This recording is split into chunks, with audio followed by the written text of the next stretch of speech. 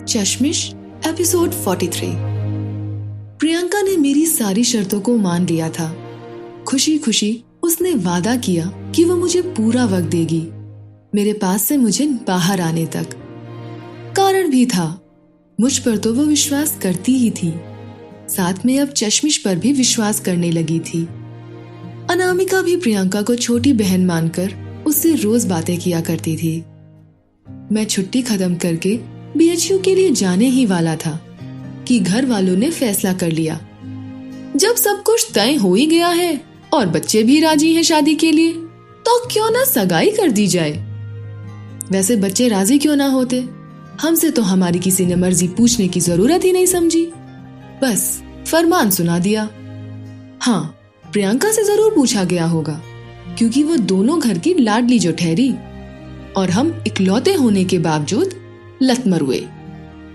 हाँ, मिश्राइन अम्मा हालांकि हमें मारती नहीं थी, शायद दामाद वाली इज्जत की वजह से, पर खरी खोटी सुनाने से कभी नहीं चूकती।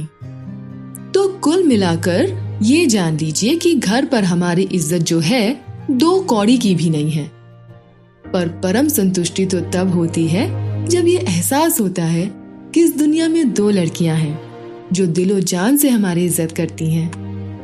खैर, गांव के तिवारी पंडित को बुलाया गया, पत्रा वगैरह खुला, अगले दिन की सगाई रख दी गई और 6 महीने बाद शादी। प्रियंका के चेहरे पर तो गजब की खुशी झलक रही थी, जिसे वो सीरियस होकर छुपाने की नाकाम कोशिश कर रही थी, और हमारे चेहरे पर अपार दुख, जिसे हम मुस्कुराकर छुपा रहे थे। वैसे मुस्कुराना भी उतना ही था जिससे ये एहसास न हो जाए कि ससुरा आज तक शादी के लिए ही तरस रहा था। हवसी गुरु समझो, बहुत ही विकट परिस्थिति थी हमारी। खुद का चूतिया करते देख कभी हंसी आ रही थी और कभी रोना। सगाई का कार्यक्रम खत्म हुआ, हमने राहत की सांस ली। अगले दिन हमें बीएचयू जाना था। सुबह हम निकल रहे थे तो प्रियंका व उसका पूरा परिवार आया मिलने।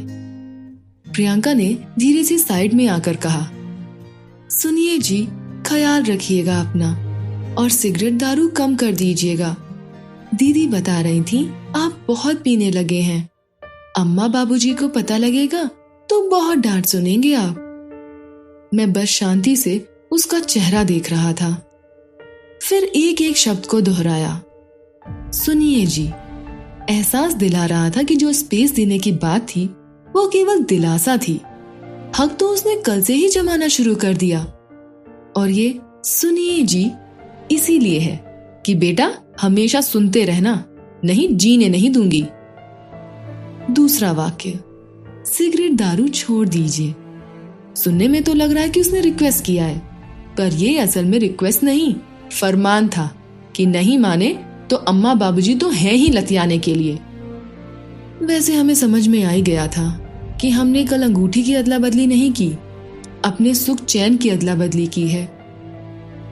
मैं घर से निकलते ही चश्मिश को कॉल किया। हेलो, हाँ बोलिए दूल्हे राजा। मैं झल्ला गया, यार बकवास न करो, प्रियंका को क्या जरूरत थी बताने की कि मैं सिगरेट दारू पीता हूं। चश्मिश बोली, अरे आप पीते हैं, उसने पूछा तो मैंने बता दिया। अच्छा, कुछ कह रही थी क्या? मैंने थोड़ा सा नॉर्मल होते हुए कहा, हाँ यार वो कह रही थी कि छोड़ दो, नहीं तो मम्मी पापा को पता लगेगा तो दिक्कत होगी। चश्मिश जोर से हंसने लगी। मैं फिर से झल्ला गया, अब क्या हुआ? बोली, यार प्रियंका तो उम्मीद से ज्यादा तेज है, सांप भी मार रही है और लाठी को भी बचा रही है। मैंने कहा, तुमने कहा था ना ऐसा करने को? चश्मिश बोली, नहीं, मैंने कहा था कि बस धीरे धीरे समझाओ, पर हमें नहीं पता था कि इतने बेहतर तरीके से वो समझाएगी। कुछ भी हो, अब आपको वो सुधार के मानेगी। वैसे पार्टी कब मिलेगी मुझे? मैंने कहा, क्या यार तुम भी ना, मेरे लिए कोई खुशी की बात नहीं है कि पार्टी देता फिरूं। चश्मिश बोली, अच्छा ठीक है, पार्टी मत दीजिएगा, कम से कम शादी में तो बुला लीजिएगा जनाब। मैं तिलमिला उठा, क्यों, तुम्हारी बहन प्रियंका ने नहीं बुलाया क्या?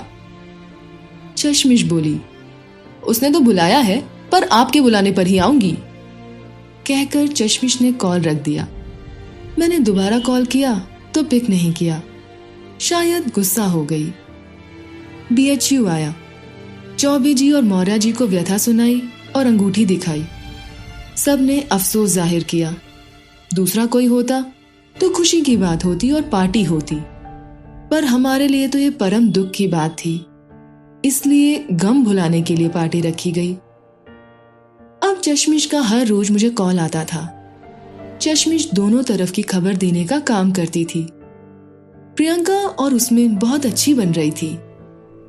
मैं प्रियंका को कॉल नहीं करता था और न ही वो मुझे, पर हम दोनों को एक दूसरे की खबर रहती थी। मैं नहीं भी सुनना चाहता था तो भी चश्मिश जानबूझकर प्रियंका की बातें ही बताती थी।